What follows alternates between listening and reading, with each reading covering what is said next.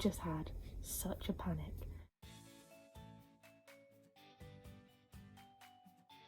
Good morning everybody, welcome back to another video. So this is going to be another vlog. This one is going to be our day in a life vlog.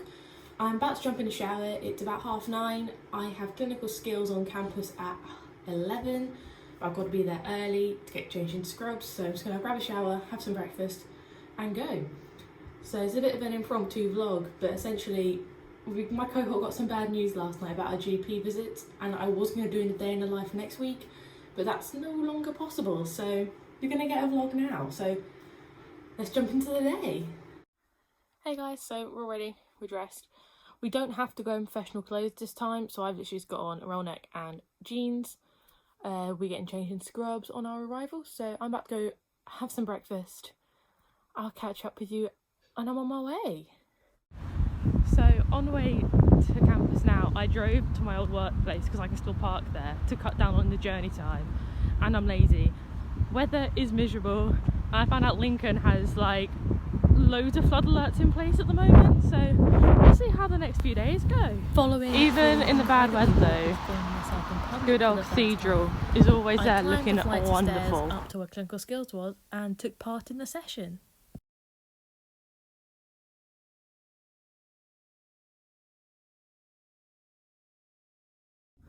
Hi guys, so I'm now sat down in Sarah Swift. I've just had my clinical skills, and all I've done is move my stuff. I found like a little mini half As much booth. as I look a little bit So productive here, I'm just gonna crack in on reality and do a I'm couple actually of catching lectures. up on Catch up with lectures you from the day afterwards. before. But if it's still in the same week, is it even catch up?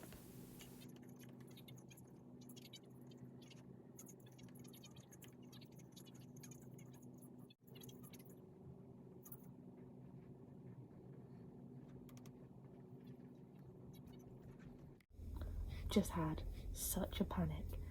So I'm sat in like a quiet, secluded corner, and suddenly I see a reflection in the window in front of me, and someone appears around the corner.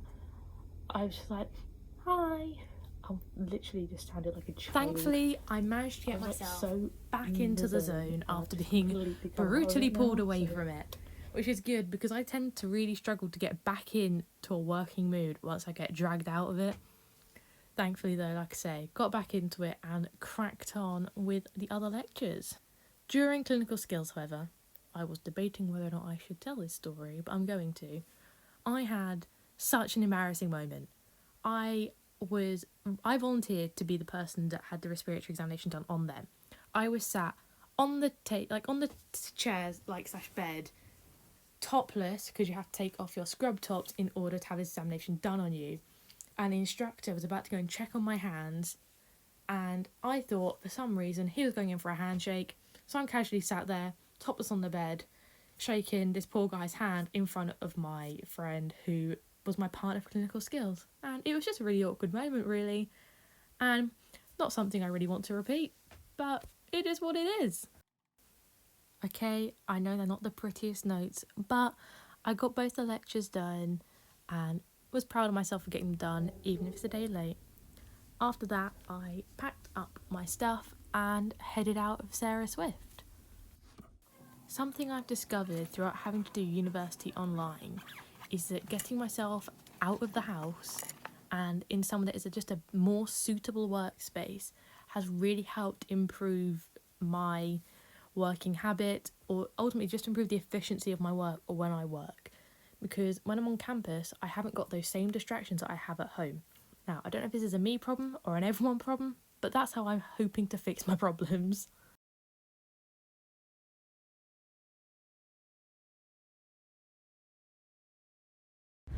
There we go, so we've had a pretty successful morning, early afternoon.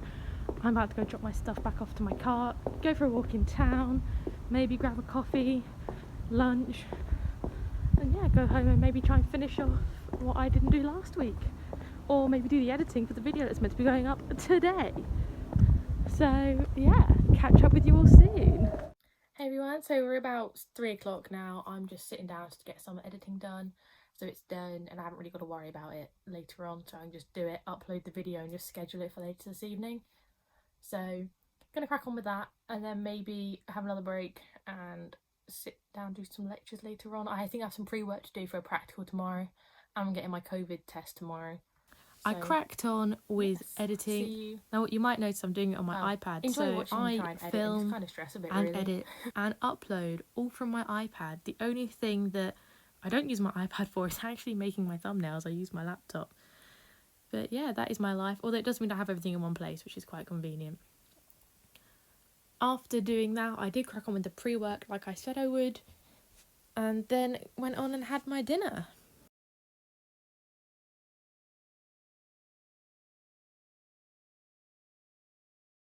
It's about 5 to 8 now. I figured I would have a sit down and talk to you about what clinical skills was like today, because that's what I wanted this video to be about. But really, all that you saw was me going in and then me coming back out. Essentially, what it is, we were doing respiratory examinations, so we were able to use our stethoscopes today, which is always fun. That someone's lung function is normal, to make sure that their chest rises and falls as you would expect, and that there are no abnormal sounds. An abnormal sound could suggest an infection in the lung. It could suggest all sorts. That's just one of many things it can suggest. And it involves gaining the obvious. Obviously, you're going to have to introduce yourself to a patient, gain permission because the respiratory examination does involve touching them. You have to ask them to remove their top but keep on underwear. And you have to ask them to go and lay down in the bed for you. But there is so much more you do before you actually start listening to their chest. So you'll look at their hands, their eyes, their mouth, even feel their trachea to make sure it hasn't moved. So it was really, really interesting. And once you've done all of that, then you actually get to start looking at the patient's chest. And there are 4 stages. So first off, you'll observe their chest.